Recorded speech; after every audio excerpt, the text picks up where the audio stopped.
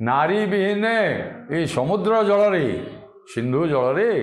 निजर देह त्याग करने हाँ डेईकरी समुद्र को डेईकरी मरवाई सी बोधे आसी आउ सी कौन लंकार प्रवेश कर ना अशोक बनरू सीता को लेकर मो सांगे युद्ध करटा रावण हसी हसिकी भाषिला माना हसरे उड़ेदेला कथाटा को यही जो कथा चमत्कारी वर्णना रावण दूतर वार्ता को आज्ञा हसरे उड़ेदेला ख्याल करगला कवि ये जो चातुरी कवि माने तो अति आलंकारिक छटा भितर कवि यदुमणि ये कथाटी वर्णना करमिति ना पूर्वदेवा सुरद्विष